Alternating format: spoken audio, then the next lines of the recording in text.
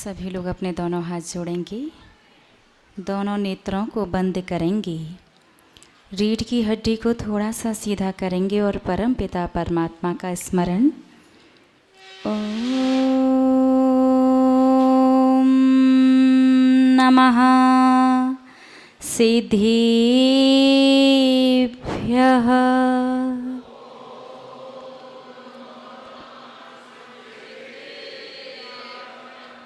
ओम नमः सिद्धेभ्यः।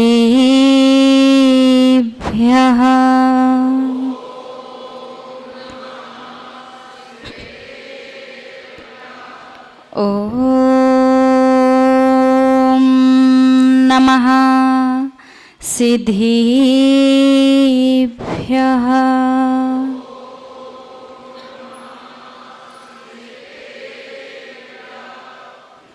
ओंकार बिंदु संयुक्तं नित्यं ध्यायन्ति योगिनः कामिदं मोक्षिदं चैव। ओंकाराय नमो नमः। ओंकाराय नमो नमः। जय बोलिए त्रैकालवर्ती त्रैलोक्य पूज विश्वाराध्य पंच परमेष्टि भगवान की। आदि ब्रह्मा आदिम तीर्थंकर वृषभ देव श्री आदिनाथ भगवान की। अष्टम तीर्थंकर श्री चंदा प्रभु भगवान की। श्री अरिष्ट नेमिनाथ भगवान की। विश्व वंदनीय भगवान महावीर स्वामी की। परम गुरु परम पिता परमात्मा 1008 श्री सीमंधर स्वामी भगवान की। 20वीं सदी के प्रथमाचार्य चारित्र चक्रवर्ती आचार्य भगवंत श्री शांति सागर जी मुनि महाराज की। अभीक्ष्ण ज्ञानोपयोगी परम पूज्य आचार्य गुरुदेव श्री वसुनंदी जी मुनि महाराज की। रत्नत्रयधारी तपोधन श्रेष्ठ मम शिक्षा गुरु परम श्रद्धेय गणनीयारिका श्री सौम्य नंदिनी माता जी की। अहिंसा प्रधान श्रीमद जैन धर्म की। परम पूज्य 105 आरिका सुयोग्य नंदिनी माता जी की जय। आरिका संघ की जय। धर्म स्नेही आप सभी भव्य महानुभाव, धन क्या? धन। धन एक ऐसी वस्तु है जिसे सबसे ज्यादा संसारी प्राणी चाहता है। धन के लिए धर्म तक करना छोड़ देता है, धर्म से समझौता कर लेता है, लेकिन धन नहीं छूटना चाहिए। एक बार विहार के दौरान हमने एक अर्थी को निकलते हुए देखा और उस अर्थी के ऊपर संसारी प्राणी 3 चीजें फेंक रहा था। फूल, मखाने और सिक्के, पैसे।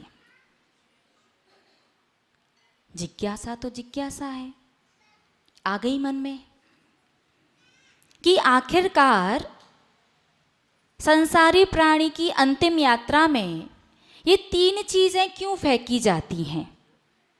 बहुत अच्छा लॉजिक है। फूल सामने वाले के प्रति श्रद्धांजलि के लिए कि जीते जी आप कैसे भी हों, जीते जी आपको कितना भी गुस्सा आता था, बात बात पर किसी से भी लड़ जाते थे, लेकिन मरने के बाद व्यक्ति बहुत अच्छे थे। तो फूल फेंके जाते हैं सामने वाले की श्रद्धांजलि रूप कि बहुत बढ़िया थे, जैसे भी थे संसार से गए तो कम से कम धरती का वजन तो कम हो ही गया। मखाने क्यों फेंके जाते हैं? मखाने फेंके जाते हैं ये बताने के लिए कि जैसे फूला फूला होता है ना मखाना, ऐसे ही आप भी अपने पीछे भरा पूरा फला फूलता हुआ परिवार छोड़ करके गए। लेकिन पैसे, सिक्के क्यों फेंके जाते हैं? सिक्के फेंकने का लॉजिक बड़ा ही गजब का है। सिक्के इसलिए फेंके जाते हैं ताकि संसारी प्राणी को ये बात समझ में आ सके। कौन सी बात?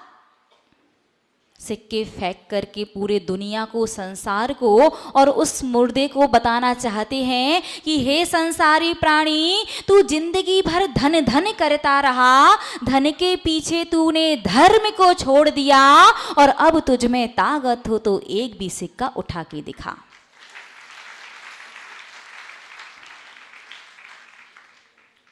धन को नहीं छोड़ता, धर्म को छोड़ देता, सारी संपत्ति को जोड़ता है, पैसे कमाता है, पैसे के अर्जन में पाप भी कमाता है और सारी की सारी संपत्ति यहीं छोड़ करके चला जाता है। संसारी प्राणी कितना विचित्र है। वो क्या कहता है?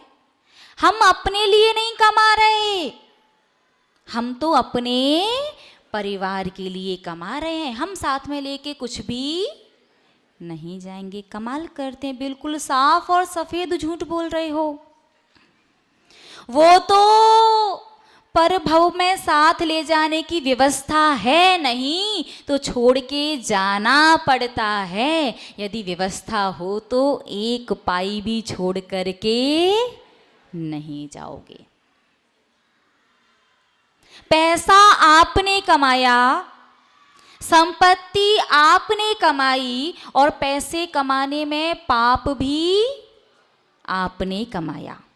संपत्ति नहीं ले जा सकते, पैसा नहीं ले जा सकते, लेकिन पैसे के माध्यम से जो पाप आपने कमाया है वो पाप आप अपने साथ लेकर के जाते हो। और आपकी संपत्ति को, आपके पैसे को आपके परिवारी जन आपके जाने के बाद दान करते हैं तो पुण्य कौन कमाता है? बोलिए ना, बात समझ में आई? पैसे कमाने में जो पाप का अर्जन हुआ, जो पाप का फल भोगना पड़ेगा वो आपका। और आपकी संपत्ति को आपके नाम से आपके बहू बेटे, आपके परिवारी जन आपके जाने के बाद दान देंगे तो दान देने का पुण्य परिवारी जन का। एक परम सत्य, वो परम सत्य है मृत्यु। कौन सा सत्य है? संसारी प्राणी को किसी ना किसी दिन मरना तो है। और कौन कहता है कि कुछ भी लेकर के नहीं आए थे, कुछ लेकर के नहीं जाएंगे? कौन कहता? आप लोग कहते ना, क्या लेकर के आए थे, क्या लेकर के जाएंगे, मुट्ठी बांधे आए थे और हाथ पसारे। किसने कहा? अरे बाह्य सामग्री लेकर के भले ही ना आए हों, लेकिन कर्म लेकर के आए थे और कर्म लेकर के जाओगे। संपत्ति कमाने में जो पाप का अर्जन किया है वो कहाँ भूल जाओगे? तो जब पाप आप अपने साथ लेकर के जा रहे हैं तो हमारे आचार्य महोदय शास्त्र में लिखते हैं कि पुण्य भी, अपनी संपत्ति का दान भी अपने ही हाथों से करके जाओ ताकि पुण्य भी आपके ही साथ जाए। बात समझ में आई कि नहीं आई? बोलिए ना। ऐसा तो नहीं कि आपके नाम से आपके परिवारीजन बाद में दान करेंगे। भले ही ऐसा कर सकते हैं कि आप अपने परिवारीजन से बोल दो कि हमारे जाने के बाद हमारी संपत्ति में से इतना पैसा या ये वस्तु आप मंदिर में या 4 प्रकार के दान में दे देना, ताकि पुण्य भी आपके साथ जाए। सभी जानते हैं कि एक ना एक दिन मरना सभी को है, लेकिन फिर भी ऐसे जीते हैं जैसे अजर अमर का वरदान लेकर के आए हैं। संसार का कोई भी काम करना हो तो कभी कोई तर्क नहीं लगाते, कभी कोई शंका नहीं होती, कभी कोई जिज्ञासा पैदा नहीं होती। संसार के हर कार्य में तो भैया परिस्थिति थी क्या करते, समय की आवश्यकता थी क्या करते, लेकिन यदि धर्म करना हो तो बचने का रास्ता ढूंढते हैं। कम से कम में निपट लो। आपने सुना भगवान जिनेंद्र देव का अभिषेक कम से कम प्रत्येक श्रावक का जो प्रथम कलश हो पूरा भरा होना चाहिए। तो कुछ लोग कह रहे थे माता जी इतना सारा गंधोदक रखने की व्यवस्था कैसे होगी, छोटा सा कटोरा लगाते। मुझे बताइए आप लोग कौन हो? जैन है, और जैन में भी श्रावक। श्रावक की सही परिभाषा तो जहां तक है आपको शायद नहीं ही आती होगी, लेकिन शाब्दिक परिभाषा तो आती ना। श्र व और क। श्रा यानी श्रद्धावान, वा यानी विवेकवान और का यानी क्रियावान। जो श्रद्धावान विवेकवान क्रियावान होता है वो होता है श्रावक। विवेक किसे कहते हैं?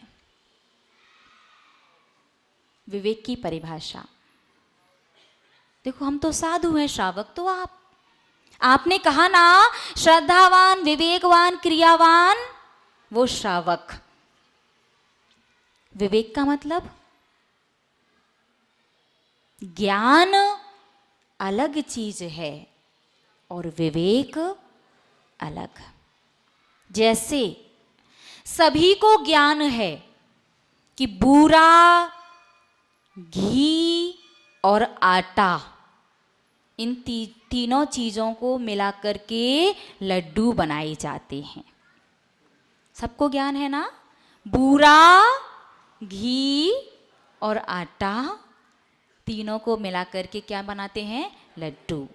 लेकिन यदि आपको ये ना पता हो कि कौन सी वस्तु कितने अनुपात में डालनी है तो लड्डू तो बनेंगे लेकिन बिगड़ जाएंगे। बात समझ में आई ना? बस यही तो आंसर है। ज्ञान का अनुपात विवेक कहलाता है। समझ में आया? ज्ञान होना अलग बात है कि कौन सी क्रिया कैसे करनी चाहिए, क्यों करनी चाहिए, कैसे करने से क्या फल मिलता है, लेकिन उसमें अब क्या करना है आपको? विवेक लगाना है, अनुपात बिठाना है। अर्थात यदि गंधोदक निकलने का पात्र छोटा है तो दूसरी जगह आपको बड़े पात्र की व्यवस्था करनी है। जैसे ही छोटा पात्र भरने लगे तो उसमें से लेकर के बड़े पात्र में करते जाना है ताकि गंधोदक ना फैले। संसारी प्राणी बड़ा विचित्र, उसे जितने भी तर्क लगाने होंगे, जितने भी लॉजिक लगाने होंगे, सारे के सारे तर्क धर्म में ही लगाता है।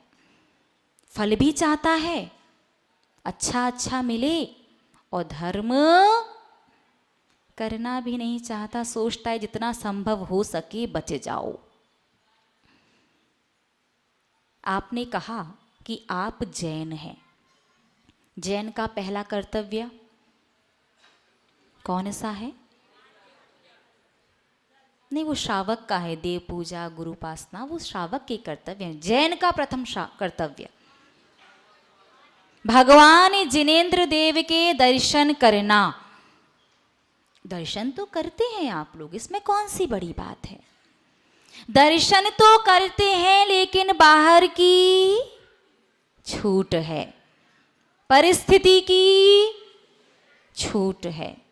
छूट लेकर के जिन नियमों का पालन किया जाता है वो सारा की सारा नियम दान के अंदर चला जाता है। और धर्म स्नेही महानुभाव, पहले भी हमने आपको बताया है कि दान देने से मात्र पाप का ब्याज चुकता है, मूलधन ज्यों का त्यों बाकी रहेगा। जिस दिन आप दर्शन नहीं करोगे, जिस दिन आप मंदिर नहीं जा पाओगे, उस दिन आपका पाप चक्रवर्ती ब्याज की तरह बढ़ता बढ़ता बढ़ता जाएगा।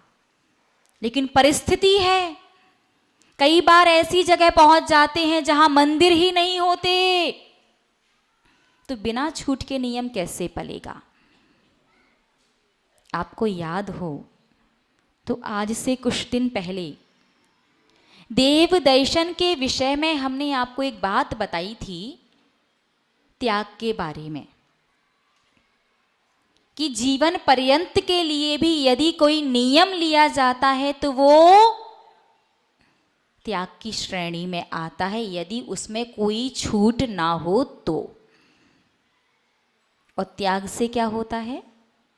पाप का मूलधन भी चुक गया, अब ब्याज देने की आवश्यकता नहीं है।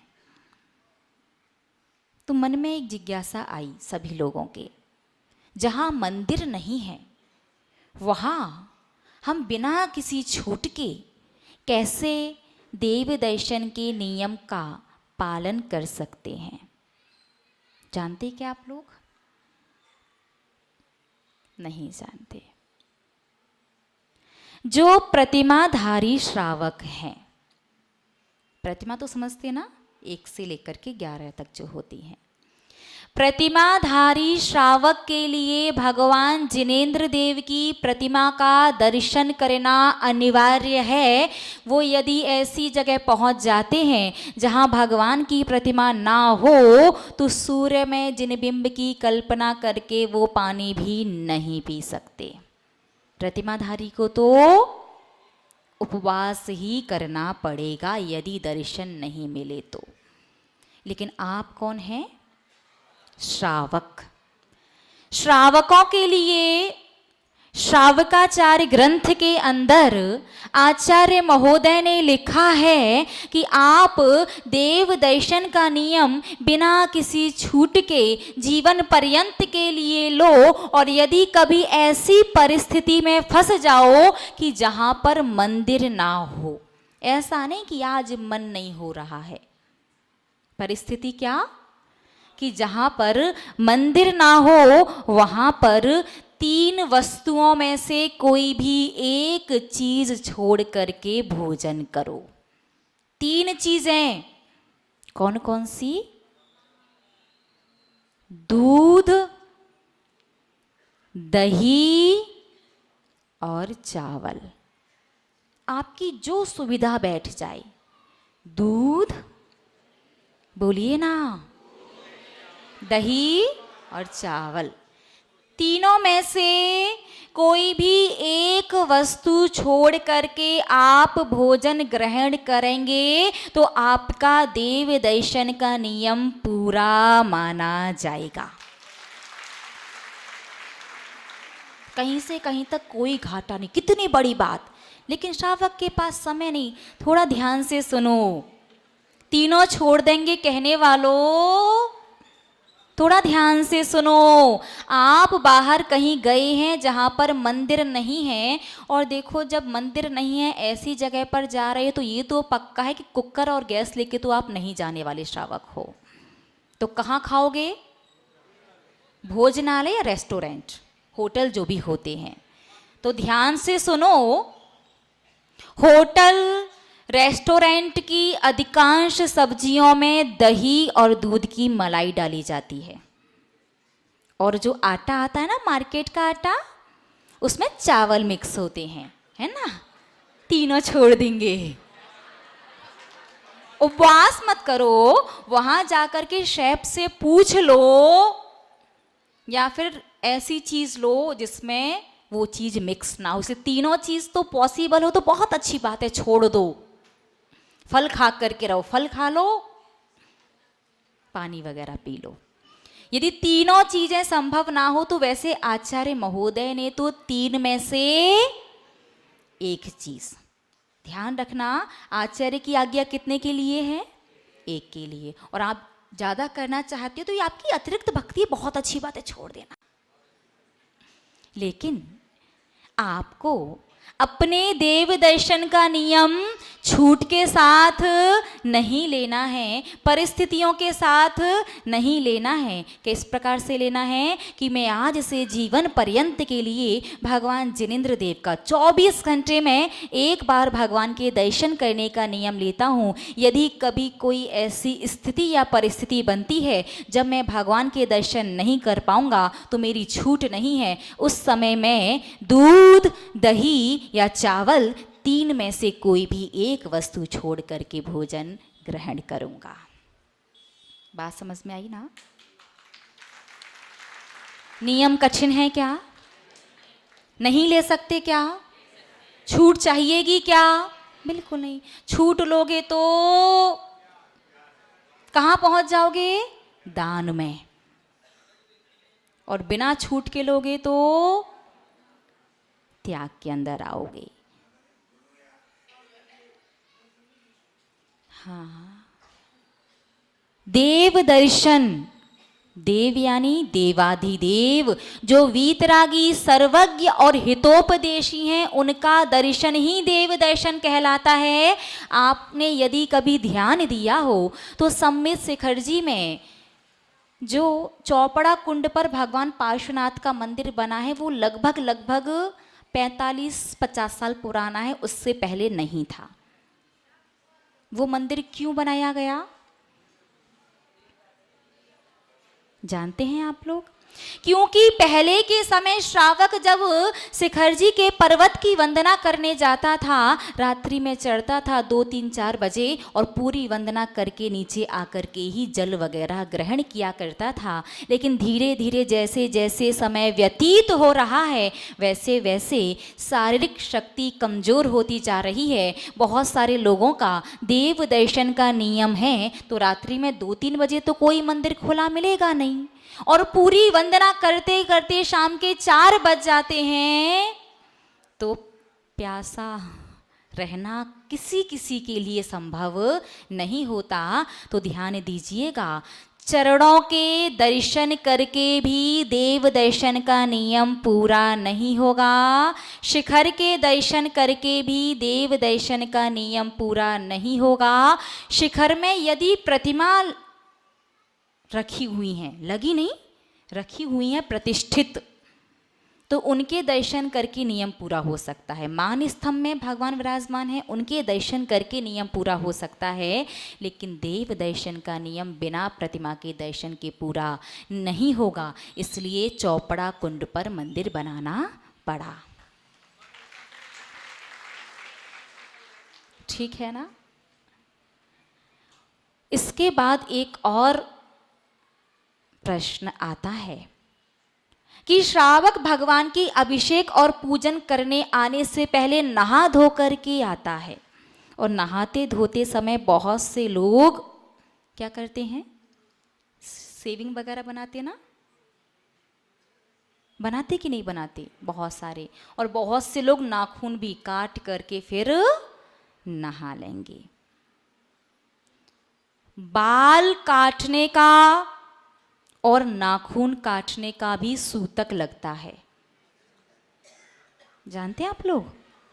अपने आप को सम्यक दृष्टि श्रावक कहते हैं तो अवश्य जानते होंगे कि बाल काटने का और नाखून काटने का भी सूतक लगता है, और वो सूतक होता है 48 मिनट का, अंतर मुहूर्त का।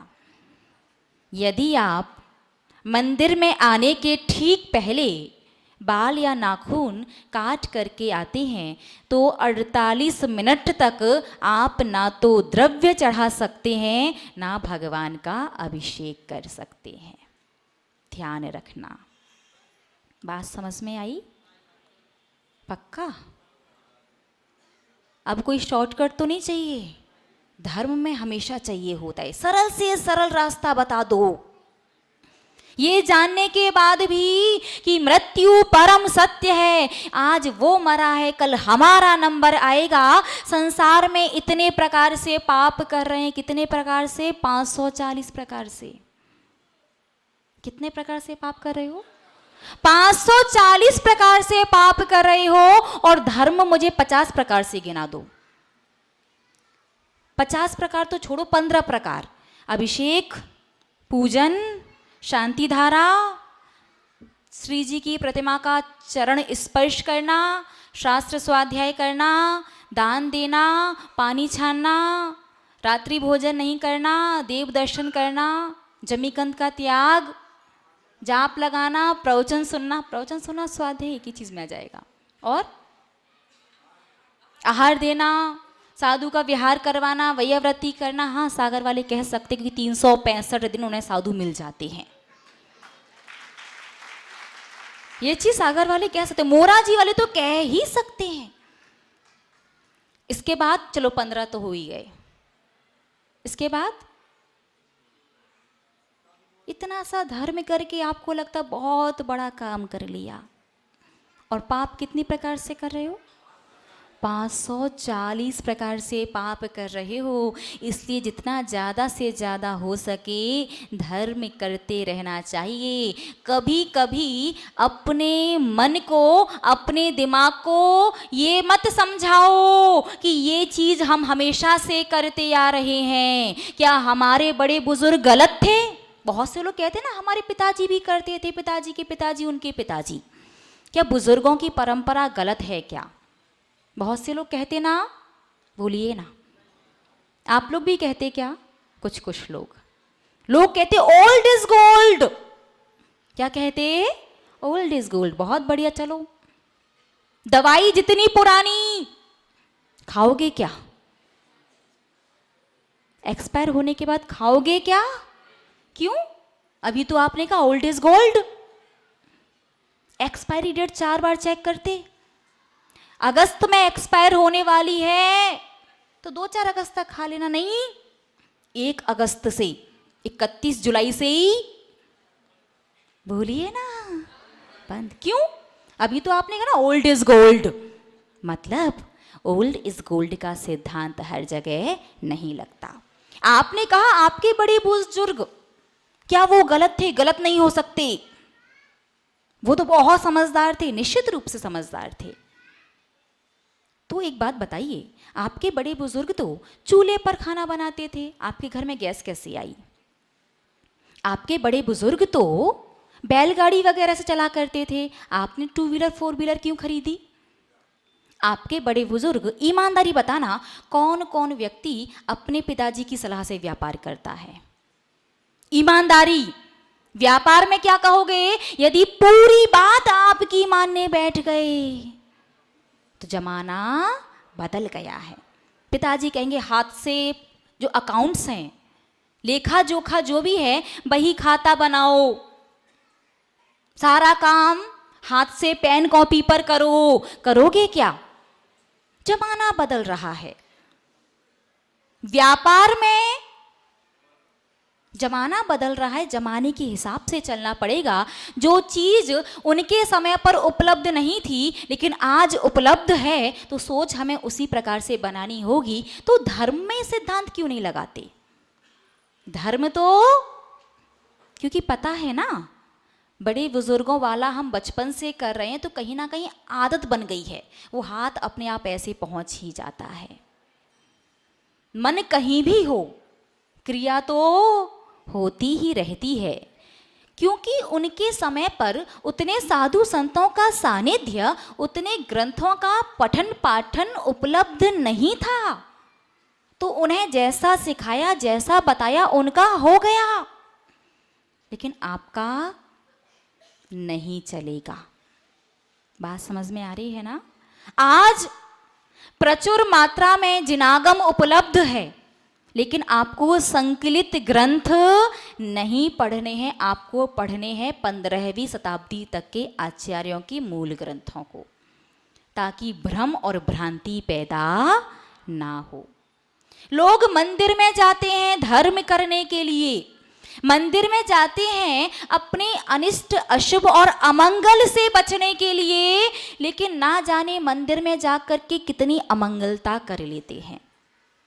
फिर बहुत से लोग तो ऐसे होते हैं कि मंदिर ही जाना छोड़ देते हैं, कि मंदिर जाने पर यदि कोई गलती हो गई तो पाप लग जाएगा, इससे अच्छा तो मंदिर नहीं जाओ। मुझे बताओ, खाना खा करके कहीं पेट खराब हो गया आपका, तो खाना खाना छोड़ा क्या? बोलो ना, नहीं छोड़ा ना। कहीं आप यात्रा पर गए थे, घूमने गए थे, गाड़ी में बैठे थे, आपका एक्सीडेंट हो गया, आपको चोट लग गई, तो गाड़ी में बैठना छोड़ा क्या? बोलिए ना, नहीं छोड़ा। लाइट से आपको शॉक लग गया, तो क्या आपने लाइट को यूज करना छोड़ दिया क्या? नहीं ना। संसार का कोई काम नहीं छोड़ते, भले ही कितना बड़ा और कोई भी नुकसान हो जाए। लेकिन धर्म में, अरे गलतियां ही तो होंगी, लेकिन करो। जब तक आपको नहीं पता, तब तक यदि आपसे गलती होती है तो डरने की कोई आवश्यकता नहीं है। हमारे आचार्य महोदय ने प्रायश्चित ग्रंथों का निर्माण किया है। किसके लिए? इन्हीं चीज़ों के लिए। ये गलती से कोई गलती हो जाती है तो प्रायश्चित लेकर के उसके पाप के फल को भोगने से बचा जा सके। लेकिन जानने के बाद भी गलती करोगे तो शायद बचने के लिए कितना पुरुषार्थ करना होगा, वो विषय भजनीय है। भजनीय यानी विचारणीय। तो मंदिर में जब आप आते हो ना, दो बातों का विशेष ध्यान रखो। पहला, जो आपको लगता है बहुत लंबे समय से धर्म करते करते हमें तो लाइसेंस मिल गया, लीगली सर्टिफिकेट मिल गया है, दूसरे को रोकने टोकने का, बीच बीच में सलाह देने का। एक बात आपसे कहना चाहती हूं, ध्यान से सुनना। थोड़े से खड़े शब्दों की वो बात है, हाँ, कड़वी नहीं, तीखी लग सकती है। वैसे तीखा पसंद है आज के लोगों को ना, मोमोज, चाउमीन और जो भी आता है, क्या क्या आता है, बहुत कुछ आता है, पता नहीं। ध्यान से सुनो। जिन्हें लगता है लंबे समय से मंदिर आते आते, धर्म करते करते आपको लाइसेंस मिल चुका है, सर्टिफिकेट मिल चुका है कि मंदिर में जो नया आना जिसने शुरू किया है, या जो थोड़ा कम क्रियाओं को जानता है, उसे डांटने का, उस पर चिल्लाने का, बीच बीच में राय देने का, तो ध्यान से सुनना। दुनिया तुम्हारे बाप की नौकर नहीं और तुम दुनिया के ठेकेदार नहीं।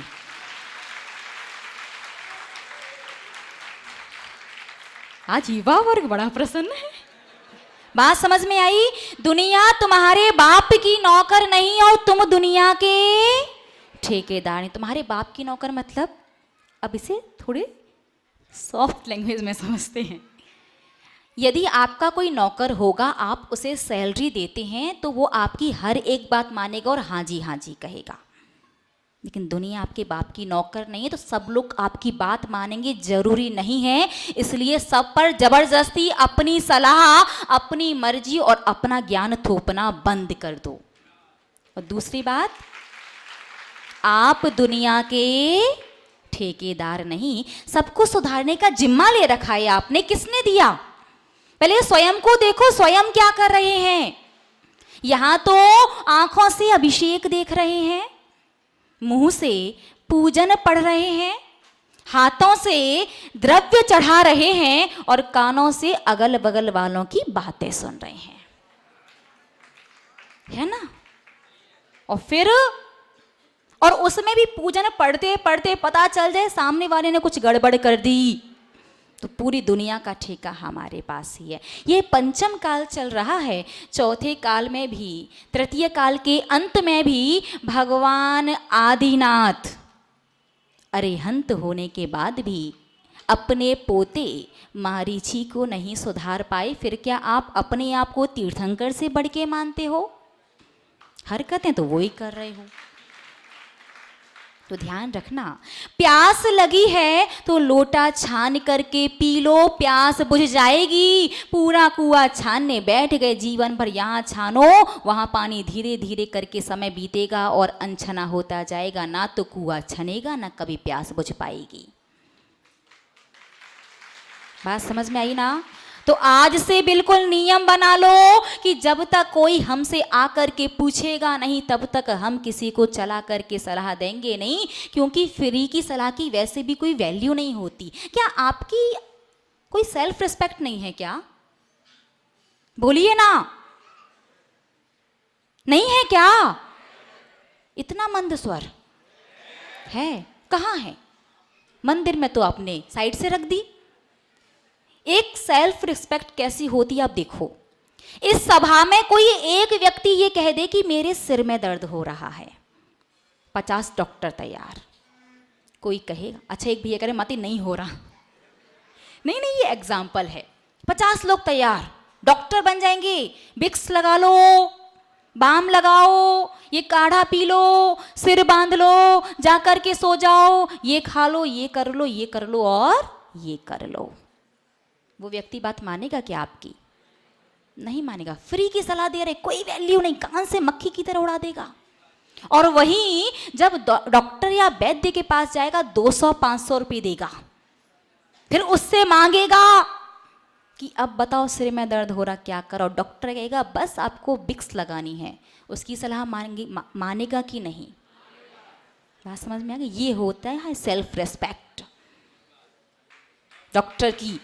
वो मांगने गया, डॉक्टर ने पैसे भी लिए और उसने डॉक्टर की बात को भी माना, और आपसे कोई पूछ नहीं रहा, कोई मांग नहीं रहा, फिर भी पता नहीं क्यों आप कहते हैं भैया अहंकार नहीं होना चाहिए। ये बिल्कुल सही बात है, अभिमान नहीं होना चाहिए, लेकिन स्वाभिमान तो होना ही चाहिए। श्रावक शायद अभिमान और स्वाभिमान के बीच का अंतर नहीं जानता, उसे दोनों चीज़ें एक ही लगती हैं, इसलिए वो स्वाभिमान को भी छोड़ देता है। यदि स्वाभिमान को छोड़ दोगे तो दुर्गति का भाजक बनना पड़ेगा। तो याद रखना, अब कोई मंदिर में आपसे सलाह मांगे, आपसे पूछे तो आपको देना है, नहीं तो शांति से अपनी क्रिया करो। पहली बात तो ये। और दूसरी बात जो ध्यान रखनी है वो क्रोध। देखो होता क्या है, घर में हम समझ गए, मंदिर में अत्यधिक क्रोध किसे आता है? मंदिर में ज़्यादा क्रोध उसी को आएगा जिसकी घर में ना चलती हो।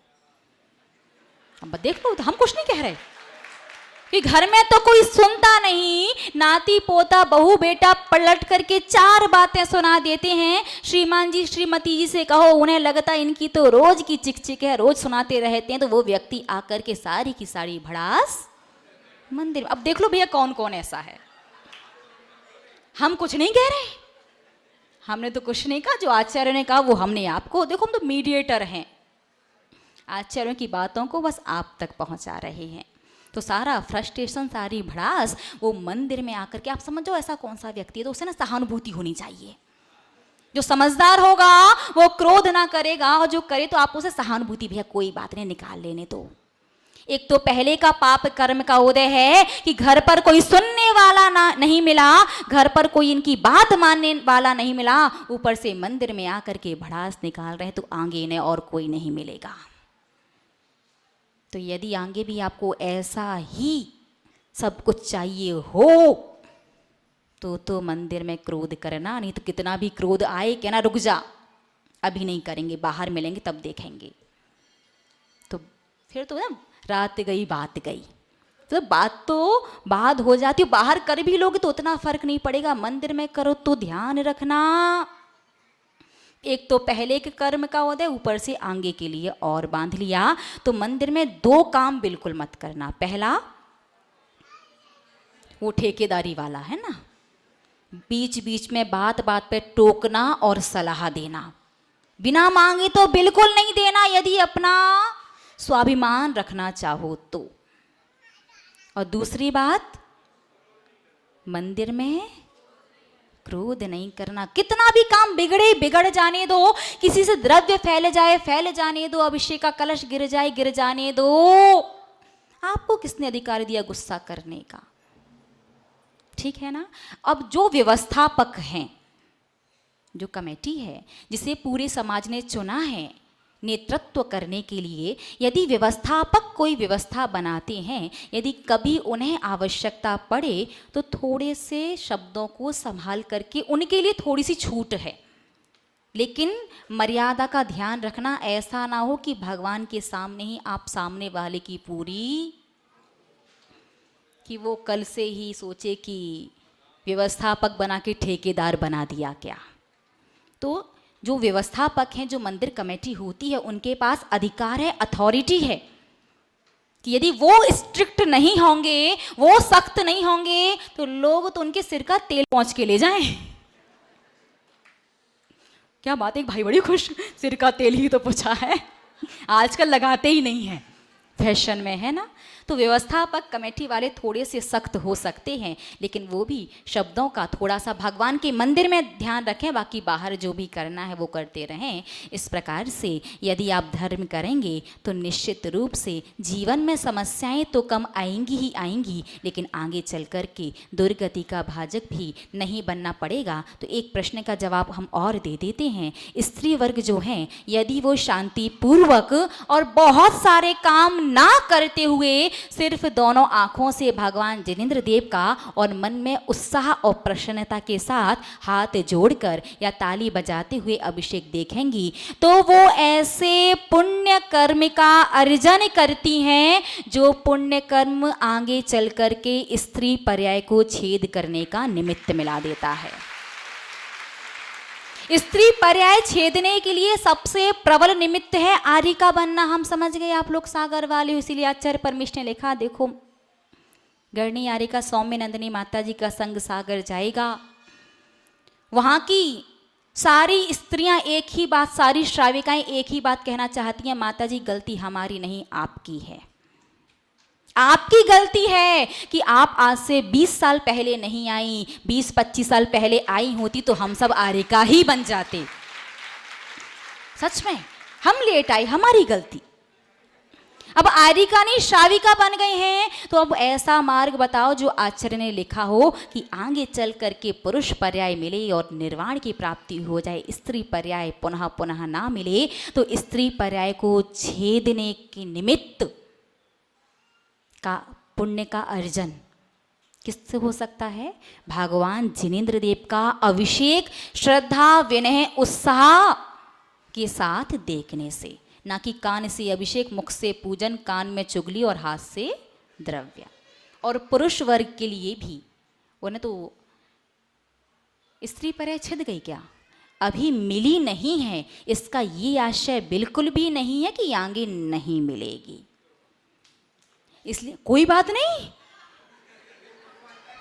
ये इस विषय को बाद में कई विस्तार से समझाएंगे, लेकिन ध्यान रखना स्त्री पर्याय का छेद किए बिना शाश्वत सुख की प्राप्ति नहीं हो सकती, और संसार का हर प्राणी हर कार्य सिर्फ सुख प्राप्ति के लिए करता है। आज आपका समय पूर्ण हुआ, आज के क्लास को अपन यहीं विराम देते हैं। आप सभी भव्य जीवों का मंगल हो, कल्याण हो, शुभ हो, इन्हीं भावों के साथ जय बोलिए परम श्रद्धेय गढ़नी आरिका श्री सौम्य नंदिनी माता जी की, परम पूज्य 105 आरिका सुयोग्य नंदिनी माता जी की जय, आरिका संघ की जय। आज की क्लास का विषय समझ में आया ना, एक परम सत्य मृत्यु। तो हमें अपनी मृत्यु को सुधारने के लिए क्रियाओं में बस थोड़ा सा परिवर्तन, मंदिर में 2 काम नहीं करने हैं और स्वयं को सही करना है, ठीक है ना। और कल सोमवार 31 जुलाई और लगभग 1 माह अपन पूर्ण करेंगे कल, क्योंकि 1 जुलाई को आरिका संघ का आपके सागर मोराजी में प्रवेश हुआ था। तो कल की क्लास का विषय वास्तु एक विज्ञान, क्योंकि वास्तु को लेकर के इतना ज़्यादा भ्रम, इतनी भ्रांति, इतने विकल्प पैदा हो गए हैं कि छोटे छोटे सी चीज़ों के पीछे तो नहा धो करके पड़ गए आप लोग, और बड़े बड़े दोषों की ओर ध्यान नहीं जाता। तो किस प्रकार से बिना किसी तोड़ फोड़ के, बिना किसी परिवर्तन के भी वास्तु के दोष से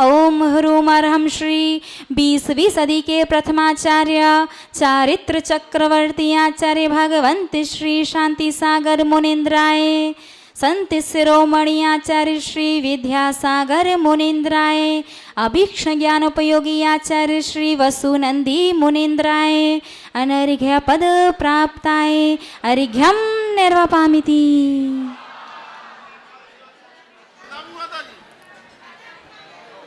परम पूज्य 105 आरिका सुयोग्य नंदिनी माता जी।